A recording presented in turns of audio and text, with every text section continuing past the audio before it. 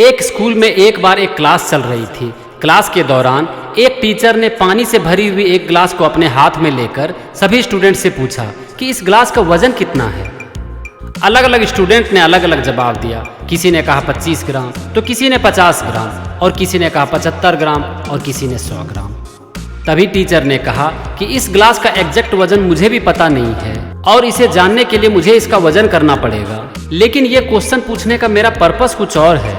फिर टीचर ने आगे पूछा कि इस ग्लास को अगर मैं अपने हाथ में 1 मिनट तक होल्ड करूं तो क्या होगा। इस पर एक स्टूडेंट ने आंसर दिया कि कुछ नहीं होगा। फिर टीचर ने कहा कि तुम बिल्कुल सही हो। फिर आगे पूछा कि इसी ग्लास को अगर मैं 10 मिनट तक लगातार अपने हाथ में होल्ड करूं तो क्या होगा। इस पर एक स्टूडेंट ने आंसर दिया कि हाथ में दर्द होना शुरू हो जाएगा। टीचर ने फिर आगे क्वेश्चन किया कि अगर इसी ग्लास को मैं 2 से 3 घंटा लगातार अपने हाथ में होल्ड करूं तब क्या होगा। फिर एक स्टूडेंट ने आंसर दिया कि दर्द बहुत ज़्यादा बढ़ जाएगा।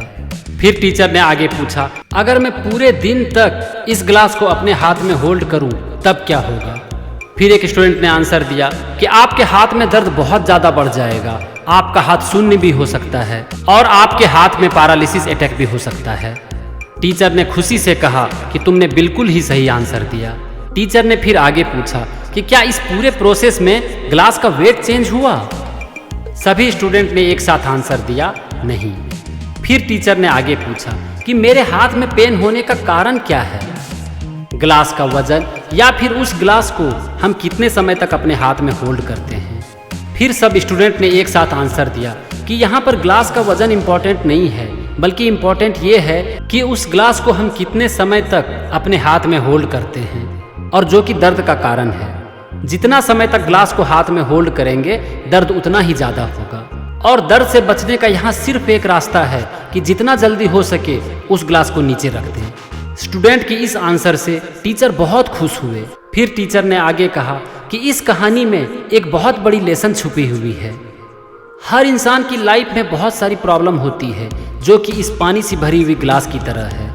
जैसे कि हम ग्लास को जितना देर तक होल्ड करेंगे दर्द उतना ही ज़्यादा होगा, ठीक उसी तरह हम जितना उस प्रॉब्लम के बारे में सोचेंगे, लोगों से उस प्रॉब्लम के बारे में डिस्कस करेंगे, प्रॉब्लम उतना ही ज़्यादा बढ़ेगा। और अगर हम डेली अपने प्रॉब्लम के बारे में सोचते रहें तो हमारा माइंड भी पैरालाइज हो सकता है। तो यहाँ आपके पास 2 चॉइस है, या तो आप उस प्रॉब्लम के बारे में सोचते रहो, उसे लोगों से डिस्कस करते रहो और उसे अपने माइंड में होल्ड करके रखो पानी की उस ग्लास की तरह, या फिर उसे परमानेंटली अपने माइंड से निकाल दो। Choice is yours. क्योंकि आज जो आप सोचते हैं ना, कल वही आपकी रियलिटी बन जाती है। Thank you and wish you all the best.